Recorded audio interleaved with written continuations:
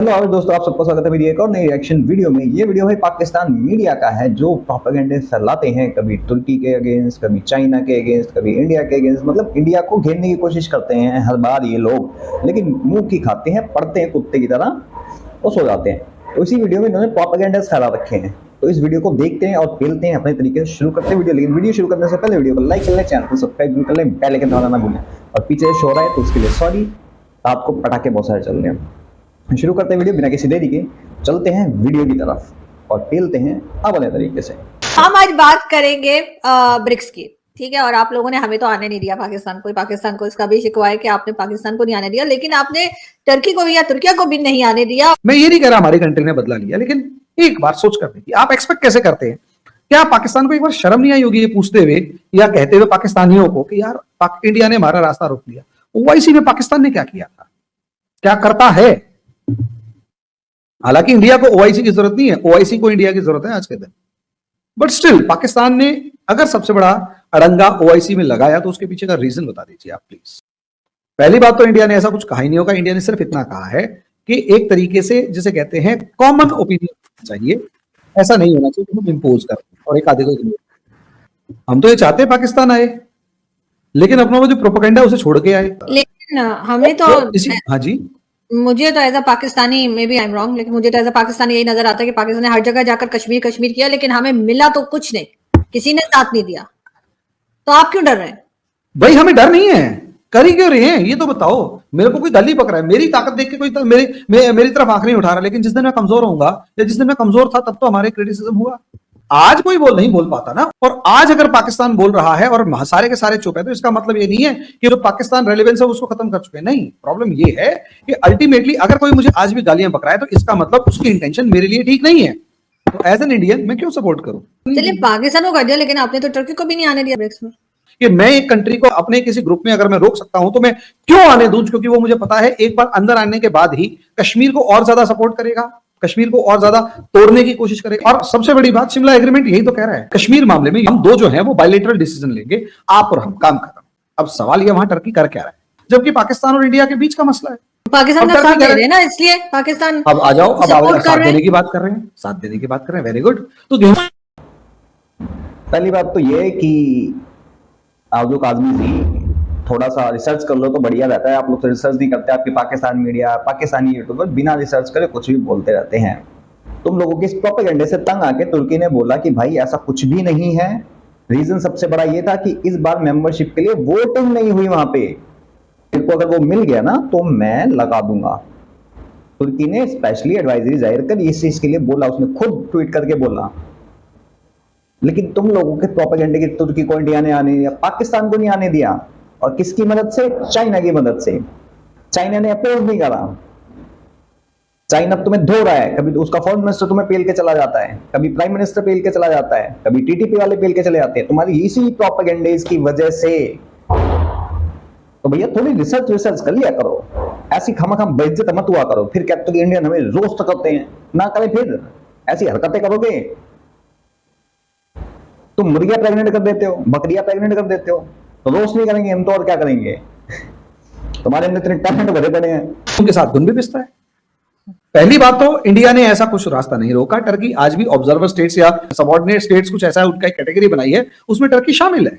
अब problem Turkey के साथ खुद है, हमारी इंडिया की प्रॉब्लम नहीं है। इंडिया का तो पाकिस्तान के लिए भी कोई प्रॉब्लम नहीं है, क्योंकि पाकिस्तान का लगाव जो है वो अमेरिका से बढ़ रहा है, चाइना नाराज है। अब इंडिया पे एलिगेशन लगाया, चाइना को भी एक बार देख लो। नाज़रीन, 27 अक्टूबर की तारीख जिसको आज स्याह दिन के तौर पर याद किया जाता है, ये वो तारीख है जब भारत ने आज के दिन 1947 को इंडियन ऑक्युपाइड कश्मीर पर कब्जा किया और उस पर फौज दाखिल करके उनका हक छीन लिया। अक़वाम मुत्तहिदा अब तक मसला कश्मीर पर तुम जाहिल के बच्चों, तुम्हें जो चूरन चटा दिया गया वही चाटते हो। जरा तुम अपने हिस्टोरिकल से पूछो, जो किताबें लिखते हैं, जो खुलेआम आके तुम्हें बोलते हैं कि मोहम्मद अली जिन्ना ने वहां कबायली भेजे थे और कश्मीरियों की औरतों के साथ जो गंदे काम कर रहे थे ना वो, तो वहां से राजा सिंह भाग के इंडिया के पास आए। पटेल जी ने कहा कि हम किस हक से करें, तब उन्होंने एक्सेशन साइन किया था जिसपे 500 रियासतों ने साइन किया था। उसी कागज पे राजा हरि सिंह ने कहा था, तब इंडियन फौज गई थी, इनको पेल के भगाया था। तुम लोगों ने कश्मीरियों को मारा था। फिर उसमें मुस्लिम भी थे, हिंदू भी थे, उनकी बहन बेटी को गहने छीने, कान तोड़े, मतलब फाड़ दिए थे ना गहने छीनने के लिए। तब तुम्हें धकेला गया था, पेला गया था। वो तो हमारे सो कॉल्ड चाचा जी नेहरू, अगर वो यूएन में ना जाते ना तो बेटा वो भी हिस्सा तुम्हारे पास ना आता। ये जानबूझ के कॉन्स्पिरेसी की गई थी। मुझे तो लगता है नेहरू को भी पता था इस चीज का, ताकि इनकी खानदानी वो चलती रहे। और तुम जाहिल के बच्चों, थोड़ा अपने ही लोगों को पढ़ लो, दूसरे की नहीं बोलता मैं। तुम्हें चूरनी लाल बत्ती के पीछे पता नहीं नशे वशे कौन से करते हो, तुम्हें समझ में नहीं आती चीजें। अक़वाम मुत्तहिदा, तशद्दुद तेरे घुसा दिया जाएगा।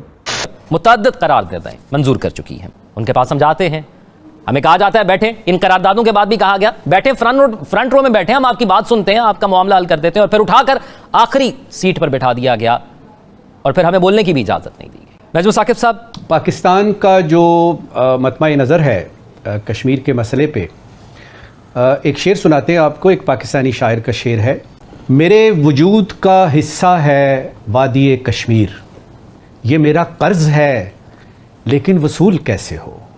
देखिए इस वक्त जो सूरत हाल है ना, जो कर्ज है ना, तुम वो वसूल पता कैसे करोगे? वो कर्ज जिसको समझते हो, तुम्हारे बाप की जागीर है वो, और तुम्हारे पापा हम हैं। जो कर्ज तुम्हें मिला हुआ है ना, तुम पहले उसको दे दो।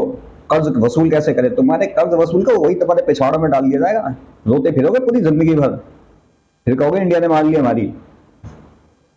मतलब तुम लोगों को फ्रंट रो में बिठा के पीछे फेंक दिया था, तुम्हें तो सालों रोड पे बिठाना चाहिए, तुम्हारी औकात नहीं है।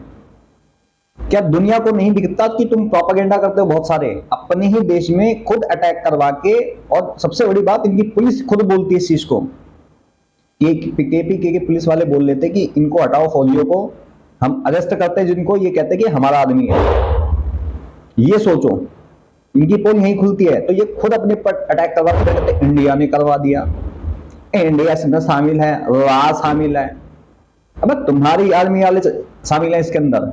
जाहिल के बच्चों, ये तुम्हारे पुलिस वालों ने बोला है, कोई तीसरा बोलने नहीं आया था, वो भी केपीके के।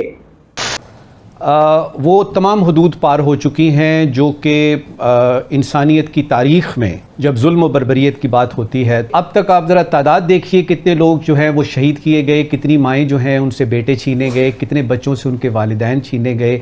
आप ज़रा एक उसकी देखिए। तो एक तो ये सूरत हाल नजर, जरा तू अपने ही कर्नल जनरल की जिया लगता, मेरे ख्याल से जिया लगता, जिसने 25,000 फलस्तीनियों को ठोक दिया था जॉर्डन के कहने पे।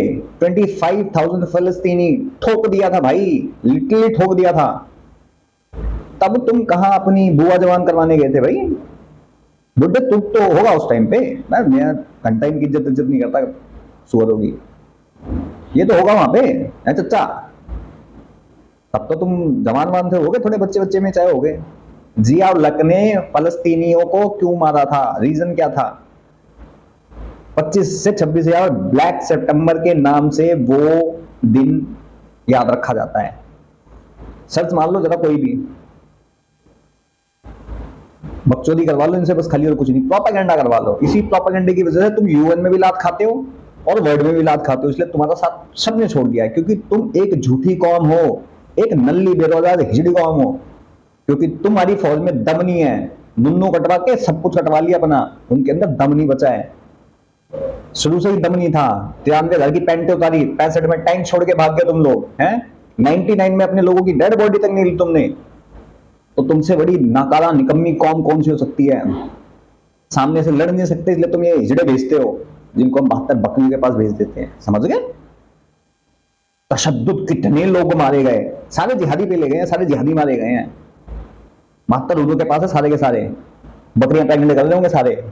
जरा टेक्निकली, सिफारती तौर पे और प्रैक्टिकली एक बहुत बड़ा वो यानी इकदाम लेते हैं 5 अगस्त 2019 को, और जो मकबूजा कश्मीर की जो आइनी सूरत हाल थी वो 370 के जरिए उसको ख़त्म कर दिया जाता है। तो कश्मीर जो बहसीत एक एजेंडा आइटम के यूनाइटेड नेशन सिक्योरिटी काउंसिल के ना सिर्फ आर्काइव्स में है, बल्कि उनकी वेबसाइट पे है कि ये एक मसला है जिसका एक फाइनल सोल्यूशन होना है। अब मुझे ये बताइए, तो चाचा कितनी बार तुमने वो पढ़ा है?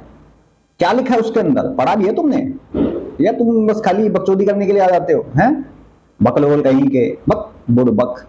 पढ़ लो जाकर थोड़ा सा, नहीं तो लालू जी की तरह बोलेंगे, थपड़िया देंगे।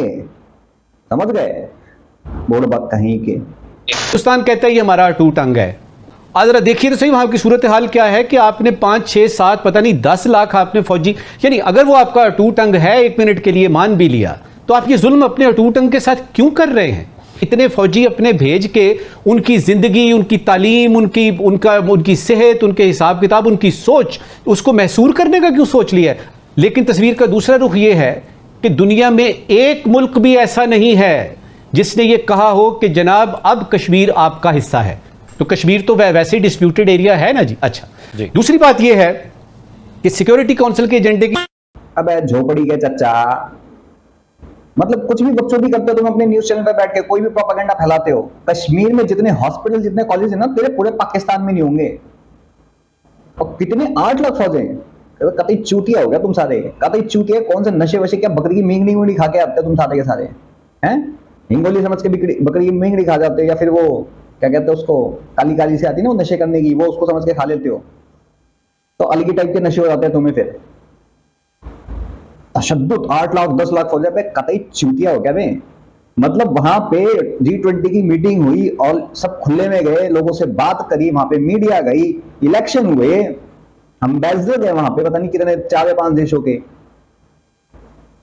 ये इन चूतियों को इसलिए पेला जाता है क्योंकि जो देख के आता है ना वो छूटते कहता तुम साले चूतिया हो, निहायत ही कठोर चूतिया हो तुम, अखंड चूतिया। इसलिए तुम्हारी बात को निगलेक्ट किया जाता है। जो बंदा आंख से देख के आ रहा है और तुम बकचोदी करते हो अपने चैनलों पे बैठ के, वैसे तुम बकचोदी अपने चैनलों पे बैठ के करते हो अपने लोगों को प्रोवोक करने के लिए, ताकि जिहादी बन सके। वैसे भी तुम्हारे मदरसों में जिहादी निकलते हैं साले, फटने वाले बच्चे भी तुम्हारे ऐसे ही फटने वाले। बाम मार देंगे हम, हमारे पास एक पैर बाम है। जिहादियों को पालना छोड़ो, पढ़ाओ लिखाओ, IAS वाइएस बनाओ। कभी चूतिया बना के भेज रहे हो दूसरे देश में, जाके भी गंदा फैला रहे हैं। चाहे वो तुम्हारा डॉक्टर, तुम्हारा जज भी हो, चाहे वो पाकिस्तानी मूल का एक बंदा था, जज था शायद वो, उसने एक 13 साल की लड़की के साथ मोलेस्टेशन करा। सोचो, जज, नाम उसका मेरे को याद नहीं आ रहा, लॉर्ड उसको बोलते हैं, लॉर्ड, पाकिस्तानी मूल का था। ऐसी गंदी हरकत करी। और एक जो कहते हैं ना कि इनको पढ़ाओ लिखाओ फिर इनको अकल आएगी, ये डॉक्टर, इंजीनियर, जज कुछ भी बन जाए, रहेंगे साले जिहादी। इनका एक ही इलाज है, देखते ही पेल दो, घुटनों पे ला दो। जब तक वो सुसु साफ करते रहेंगे औकात में रहेंगे। इनको तुमने थोड़ा सा बिठा दिया ना कहीं, तो ये अपनी औकात दिखाएंगे फिर। और ये रियलिटी है भाई, जहां भी देख लो 90 से 90% वहां पे जेलों में कौन भरे मिलते हैं? मुस्लिम्स होते हैं। बाकी कम्युनिटी के नहीं मिलते वहां पे, इतने ज्यादा मुस्लिम मिलेंगे तुम्हें, क्योंकि इनके दिमागों में घुसा पड़ा है ना काफिर काफिर। वही काफिर इनकी कब्र खोद देता है फिर बाद में। जिस तरह मैंने बात की, एक तरफ हम देख रहे हैं कि इलेक्शन भी करवा दिए ये वो, लेकिन जिद्दोजहद जारी है जी। लोग शहीद हो रहे हैं और जेलें भरी हुई हैं। जो लीडर्स हैं हुर्रियत के खास तौर पे, जेलें भरी हुई हैं। लोग जो हैं वो सड़कों पे आ रहे हैं, वो घरों से आप बाहर आ रहे हैं, नारे लगा रहे हैं और तकलीफ का इजहार कर रहे हैं, चीखें मार रहे हैं, जो कि चीखें ना सिर्फ हिंदुस्तान नहीं सुन रहा, पूरी दुनिया नहीं सुन रही। चाचा तुम खड़ चूतिया हो, कतई बुड़बक इंसान हो तुम, लुल हो गए हो एकदम, बुढ़ापे में सठिया गए हो, चीखें मार रहे हैं। कौन सी चीखें मार रहे हैं भाई? स्कूल उनके खुल रहे हैं, कॉलेजेस उनके खुल रहे हैं, सिनेमा हॉल वहां खुल रहे हैं, इतनी सारी वहां पे फ्लोटिंग सर्विस चलती है। फ्लोटिंग सर्विस तुम्हारी औकात तुमने देखी हुई है कि क्या होती है वो। मतलब कुछ भी प्रोपेगेंडा फैलाने की कोशिश करते हैं, ऐसे वैसे प्रोपेगेंडा फैलाते हैं कि लोग आके फिर तुर्की जैसा इनका मित्र बोलता है आके खुद ही, ये भूंगा साले चूतिया ऐसे बकचोदी करते रहेंगे हैं। कहां बेइज्जत नहीं होते हो तुम, चाहे इस्लामिक कंट्री हो नॉन इस्लामिक कंट्री हो, बेइज्जत होते हो सारी जगह, झूठ बोलते हो हर जगह। सऊदी दुबई जाते हो झूठ बोल के कि हम आपसे बिजनेस करना चाहते हो, जाके वहां पे कटोरा लेके खड़े हो जाते हो। बताओ 3-4 लाख का सूट, 3-4 लाख के जूते पहन के और हाथ में लेके क्या बोलते कटोरा, अल्लाह के नाम पे दे दे बाबा या हबीबी। है ना? तो चलो भाई मैं चलता हूँ। आप सबको कैसे लगी वीडियो कमेंट सेक्शन में जरूर बताएं। बाकी मैं चलता हूँ, मिलता हूँ आप सबको किसी और वीडियो में, तब तक के लिए जय हिंद जय भारत। इन भिखारियों को कटोरा लेके घूमने दो, ये इनके प्रोपेगेंडे हम तोड़ेंगे, क्योंकि लातों के भूत बातों से नहीं मानते।